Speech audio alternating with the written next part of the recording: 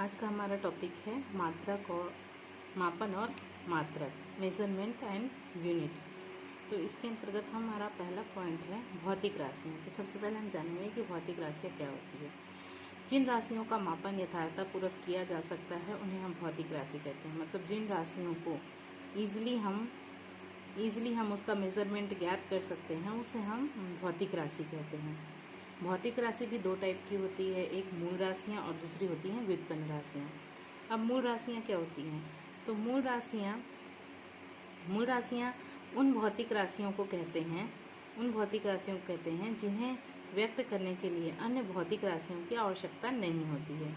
मतलब उनको हम डायरेक्टली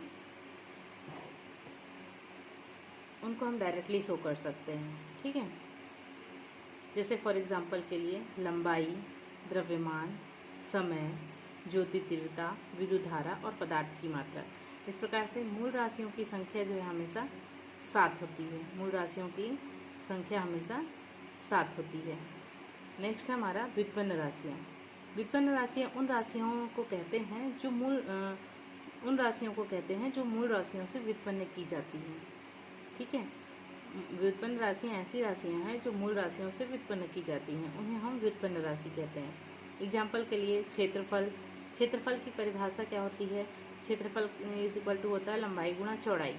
इस प्रकार से क्षेत्रफल को हम लंबाई मल्टीप्लाई लंबाई ही लिख सकते हैं, क्योंकि लंबाई जो है और चौड़ाई है वो दोनों ही हम क्या कर रहे हैं, किसी प्रॉपर एक मेजरमेंट में माप रहे हैं। जैसे कि लंबाई है तो उसको मीटर में नाप रहे हैं, ठीक है, या सेंटीमीटर में नाप रहे हैं, और चौड़ाई को भी तो हम मीटर या सेंटीमीटर में ही माप रहे हैं। इस प्रकार से हम इसको लिख सकते हैं कि लंबाई का घात 2। ठीक है, और क्षेत्रफल को मूल राशि लंबाई के ऊपर घात लगाकर व्युत्पन्न किया जा सकता है। इस प्रकार से ये क्या हुई, क्षेत्रफल क्या हुई, व्युत्पन्न राशि हुई। ठीक है, और इसके बाद नेक्स्ट है जो है एग्जाम्पल के लिए चाल बराबर क्या होता है, दूरी बटे समय। तो अगर हम इस समय को ऊपर ट्रांसफ़र कर दें तो ये क्या हो जाएगा, समय का इन्वर्स। ठीक है, समय का इन्वर्स। और यहाँ पर देखो लंबाई के ऊपर कोई नहीं है तो यहाँ पर घात क्या है, 1 है। कुछ नहीं है तो यहाँ पर घात क्या है, 1 है।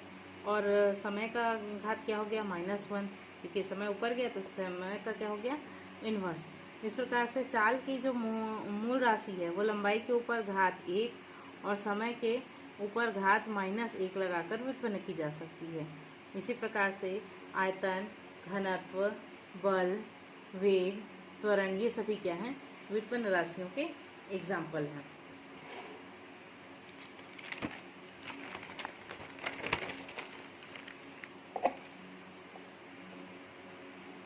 इसके बाद मापन की आवश्यकता। तो मापन की आवश्यकता क्यों पड़ी है? सबसे पहले मापन की आवश्यकता क्यों पड़ी?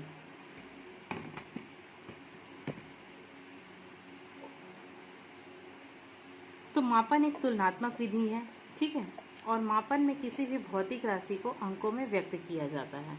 जैसे कि भौतिक या फिर आप कह सकते हैं कि भौतिकी एक एक्सपेरिमेंटल साइंस है, और इसके अंतर्गत विभिन्न प्राकृतिक परिघटनाओं के अध्ययन करने के लिए या उससे संबंधित भौतिक राशियाँ जैसे लंबाई, द्रव्यमान, समय, ऊर्जा, वेग, बल, त्वरण आदि सभी का मापन किया जाता है।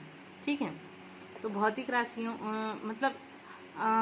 मापन की आवश्यकता क्यों है? जैसे कि फॉर एग्जांपल मान लीजिए कि अगर कोई वस्तु है, ठीक है, अगर कोई गेंद है, अगर आप उसको नीचे से ऊपर की तरफ उछालते हैं तो ऊपर जब उसको फेंकते हैं तो फिर वो एक लिमिट समय के बाद वो नीचे गिरती है। तो वो किस समय, कितने वेग से, किस टाइमिंग पे, और उसका कैसे कैसे वेग उसका बदल रहा है, कैसे उसकी स्थिति बदल रही है, कैसे उसकी दिशा बदल रही है, इन सभी को मापने के लिए हमें मापन की आवश्यकता पड़ी। इन सब की जानकारी के लिए हमें मापन की आवश्यकता पड़ी। ठीक है, जैसे कि फॉर एग्जांपल अगर एक स्थान से हमें दूसरे स्थान तक जाना है, ठीक है, तो एक स्थान से दूसरे स्थान तक जाना है। जैसे आप गाला में रहते हो, गाला से आपको पत्थलगांव जाना है, तो पत्थलगांव आप जा रहे हो तो आप कैसे जा रहे हो, किसके थ्रू जा रहे हो, किसी भी गाड़ी वगैरह किसी भी थ्रू जा रहे हो, तो रोड के थ्रू जा रहे हो, तो वो कितनी डिस्टेंस है, उसकी दूरी कितनी है, उन सभी को मापने के लिए भी मापन की आवश्यकता है। ठीक है, और मापन को हमेशा हम किसी अंकों के माध्यम से ही व्यक्त करते हैं। ठीक, अंकों के माध्यम से, जैसे कि मान लो कि 8 किलोमीटर, तो 8 किलोमीटर में 8 क्या है, डिजिट है, ठीक है, और मीटर क्या है, उसका मात्रक है। तो इन सब के इस प्रकार से हम कह सकते हैं कि विभिन्न जानकारियों के लिए हमें मापन की आवश्यकता पड़ती है। भौतिक राशियों के मापन की दो विधियां होती हैं, जैसे फर्स्ट होता है प्रत्यक्ष विधि और दूसरा होता है अप्रत्यक्ष विधि। किसी घड़ी के पेंडुलम को अगर दोलन करने में कितना समय लगता है, उसका मापन सीधे एक स्टॉपवॉच के हेल्प से किया जा सकता है। यह कह सकते हैं कि यह प्रत्यक्ष विधि है। किंतु अगर पृथ्वी को सूर्य की परिक्रमा करने में कितना समय लगता है, इसका मापन अगर अपने को करना है तो वह सीधे सीधे प्रत्यक्ष विधि से नहीं किया जा सकता है। ऐसे मापन के लिए हमें अप्रत्यक्ष विधि का उपयोग करना पड़ता है। ठीक है, इसके बाद है नेक्स्ट हमारा मापन की मात्रक, यूनिट ऑफ मेजरमेंट। तो किसी भी भौतिक राशि के मापन के लिए प्रयुक्त होने वाले मानक संदर्भ को हम उस भौतिक राशि का मात्रक कहते हैं। ठीक है, मापन का अर्थ क्या है, तो उस भौतिक राशि की तुलना उसके मात्रक से करना। ठीक, जैसे फॉर एग्जांपल के लिए एक तार की लंबाई 5 मीटर है, तो एग्जांपल में हम बता रहे हैं कि तार की लंबाई 5 मीटर है, मतलब कि लंबाई का जो मात्रक है वो है क्या, मीटर है, और तार की जो लंबाई है वो उसका मानक मीटर की 5 गुनी होती है। ठीक है,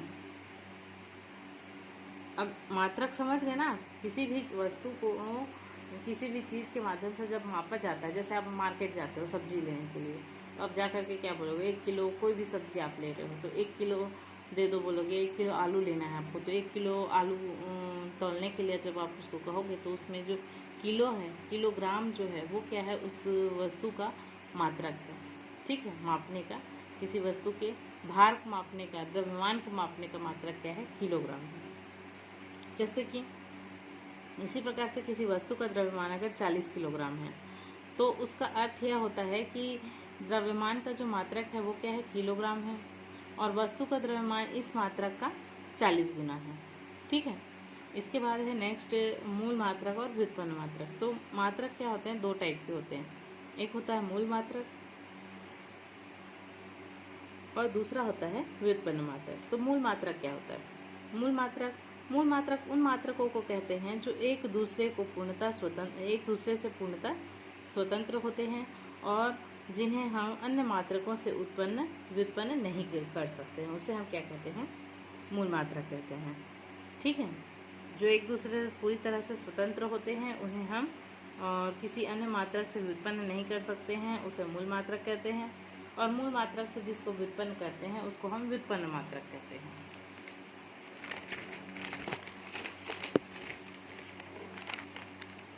और मूल राशियों को ही हम मूल मात्रक कहते हैं। इनकी संख्या 7 होती है। ठीक है, एक होता है लंबाई, दूसरा द्रव्यमान, तीसरा समय, ताप और ज्योति तीव्रता, और विद्युत धारा और पदार्थ की मात्रा। यांत्रिकी में लंबाई, द्रव्यमान और समय के मूल मात्रक को माना गया है। समय के ही मात्रक को मूल मात्रक माना गया है। दूसरा है हमारा व्युत्पन्न मात्रक। उन मात्रकों को हम व्युत्पन्न मात्रक कहते हैं जो मूल मात्रकों से व्युत्पन्न किए जा सकते हैं। मूल मात्रकों को कैलकुलेट करके उत्पन्न किया जाता है, उसे हम व्युत्पन्न, नाम से ही स्पष्ट है, व्युत्पन्न यानी कि उत्पन्न होना। एग्जाम्पल के लिए क्षेत्रफल का मात्रक क्या है, मीटर स्क्वायर, एक व्युत्पन्न मात्रक है। ठीक है, जो कि क्या है, एक व्युत्पन्न मात्रक है, क्योंकि मूल मात्रक मीटर से व्युत्पन्न किया गया है। इसका जो मात्रक है इसका जो मात्रक है लंबाई गुणा चौड़ाई, तो इसमें लंबाई जो है इसका मूल मात्रक है और उससे इस मीटर स्क्वायर को उत्पन्न किया गया है। वेग का जो मात्रक है वो क्या कहलाता है, मीटर सेकेंड इनवर्स। यह क्या है, एक व्युत्पन्न मात्रक है, क्योंकि यह मात्रक मूल मात्रक मीटर और सेकंड से व्युत्पन्न किया जाता है। फिर है नेक्स्ट घनत्व का जो मात्रक है वो क्या है, kilogram metre cube minus cube, जो कि क्या है, एक व्युत्पन्न मात्रक है, क्योंकि यह मात्रक जो है किलोग्राम और मीटर से व्युत्पन्न किया जाता है, इसीलिए हम इसे व्युत्पन्न मात्रक कहते हैं।